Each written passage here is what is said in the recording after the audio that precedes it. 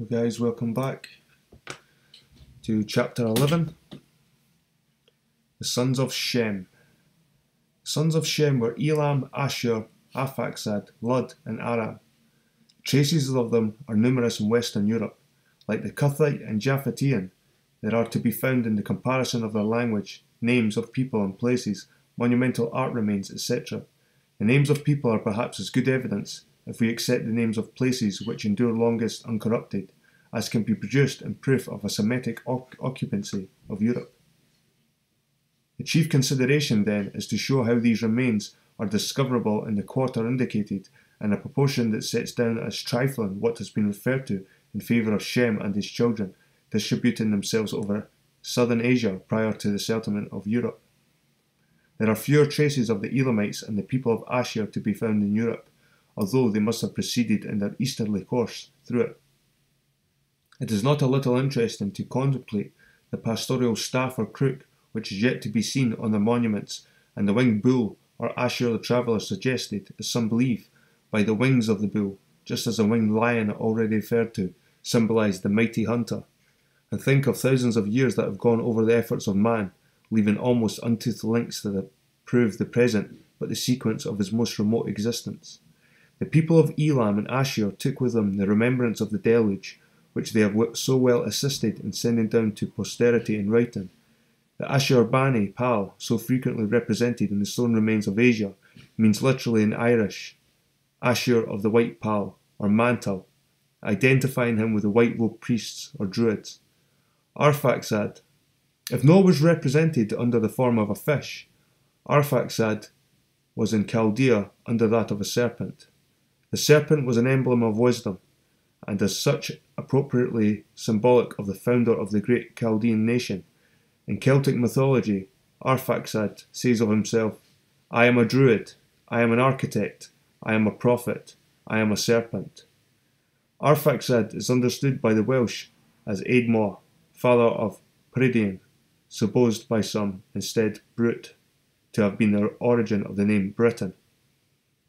It is not unusual to hear very learned people refer to the serpent as a Chaldean sign, and then dismiss the idea of it from their minds, little thinking how deeply interesting the investigation of the Chaldean sign would prove, if they sought to view it by the light of the bardic tradition and the researchers of recent archaeologists. The serpent was not only a Chaldean, but an Israelitish sign, preserved by them even down to the time of Hezekiah. The old form of the word Europe, our Ab, signifies a serpent. If, as it is generally admitted, this was the Chaldean emblem, who was it emblematic of but Arphaxad, the eldest son of Shem, the light and leader of the Chaldeans? Arphaxad was worshipped as a god under the form of a serpent, and everywhere throughout Europe and into Asia and Egypt, the serpent is to be found cut upon stone, and the principal feature in varieties of ornamental forms. Ireland, above other places in the world, is distinguished by the remains of the serpent in ornamental forms. Conspicuous on gold and silver vessels, war instruments, on MSS and in stone. In Scotland also this serpent form is found upon her stones, bronze armlets, etc., proving how general and at the same time mysterious must have been the serpent among the aboriginal inhabitants of Hibernia and Albion. Among the Scytho-Europeans, the Scandinavians, the Greeks, whose red dragon, dragon of the Greeks, according to Pausanias, was only a large snake. The people that formed the Roman states, indeed, it may be said, among all people, the serpent was a mysterious sign, and so its worship was the first form of idolatry in Europe after Arphaxad. The pastoral staff or crook, as distinguished from the crozier, which is more correctly in the form of a cross, perhaps owes its origin to the serpent. There was in Dr. Peach's collection a pastoral staff, found in the last century at Cashel. Its handle form is that of a scaled serpent turning like a volute, with figures introduced in the centre, and on the top part of the staff handle, the figure of a fish. The pastoral staff used by the bishops of some Christian churches is to be traced to the Roman augur, then to the Etrurians, Then to the Babylonians, who had it from Ashur, the son of Shem, who with Nimrod and Elam went from Shinar to build Nineveh and its cities. The distinguished descendants of Shem are represented with his crook, as may be seen by any visitor to the Egyptian and Assyrian courts of the British Museum. Notices of the serpent or adder are to be found throughout Celtic mythology. The legends of the Cumberland refer to the great worm. No doubt the serpent is meant, but we must not forget to notice here what is probably the greatest of all relics of serpent symbolism. We allude to the serpentine disposition of the 4,000 stones of Carnac in Brittany. Carnac is supposed to mean the cairn or grave of Ac, sometimes used for the word serpent, or it may mean from the quantity of huge stones resembling a town. The town or city or Ac, or the serpent, from Cathair, pronounced Ka, a town or city. Carnac is the most remarkable place in Armorica, another name for Brittany, and has, perhaps, more extensive druidical remains than are to be found in any one place. Brittany is a land of Prydian, or Britain, as the word is given in English, out of the Welsh.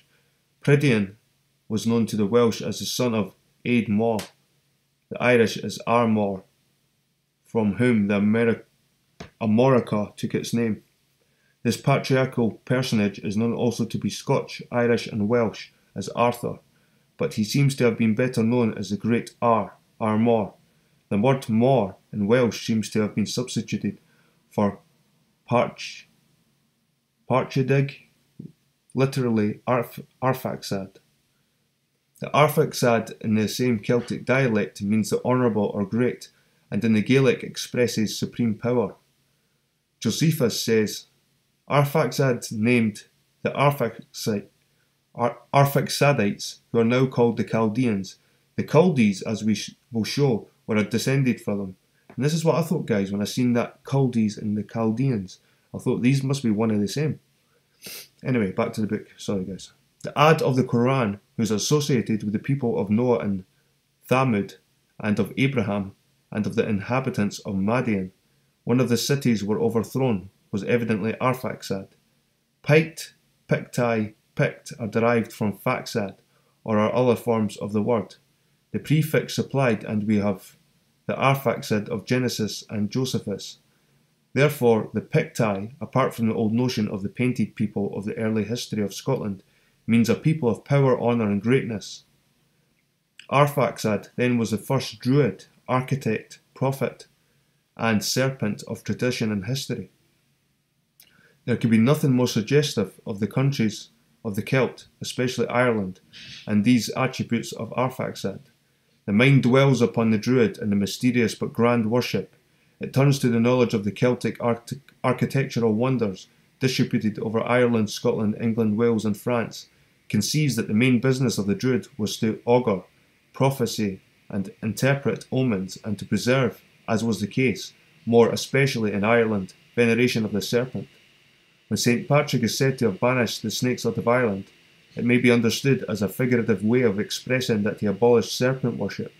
Yet it is curious to observe how the remains of the serpent form lingered in the minds of the cloistered monks who have given us such unparalleled specimens of ornamental initial letters as are preserved in the books of Kells, Ballymote, etc. Lud, Arphaxad and Aram were said to have been neighbours as well as brothers, as appears from the altars of Lud. Lud was nearly the old name of Normandy, adjacent to Armorica. The name derives from Lud are principally found in Scotland and Wales, although others are to be found throughout Europe, such as Lugdunum, the ancient Batavorum, now called Leyden, the Trojani Luddi games celebrated in the Roman Circus and said to have been instituted by Aeneas, are, it is remarkable, remembered in Wales at the present day. The children there play at the game of Troy, and it is the opinion of many lettered Welshmen that the site of the siege of Troy is to be found in Britain. Anand Ro, of the race of Prydian, is identified as them as Aeneas. There are, perhaps, more wonderful things in connection with the story of Troy to be found in Welsh tradition than can be summoned out of Greek and Roman classics. The name of Aram, the last son of Shem, is apparently prefixed to the word Aramaspian, another title for the Hyperborean, as already noticed. The Aramaspians, known to Pliny, people dwelling near the rivers of the tribe of Aram, mixed with those called the Hyperboreans, descendants of Arphaxad. They were also dwellers in Padan Aram, sometimes understood as part of the Aram Naharam, and at other times as the entire of it, or Chaldea. Josephus says Uz, one of the sons of Aram, founded Trachonitis and Damascus. He spells Hul, Ul. This person, he tells us, founded Armenia. The name is preserved in the words Ulster, Ullswater, and Hull. One of the third sons of Aram, Gether, we know little beyond what Josephus informs. He founded the Bactrians. If so, their country lays claim to an ancient prosperity of any probably in Asia. Bactria was the first entrepot of trade that we hear of there, and is distinguished for having been the seat of the religion of Zoroaster, magic, astrology, and fire worship, so characteristic of the Chaldeans and original Irish. The Jewish historian further makes us aware that Mash, the next son of Aram, was Messa, and says he founded the Messenians, now called Charax Spasini. We next turn more particularly to the sons of Arphaxad, having devoted considerable space to his brothers and their children.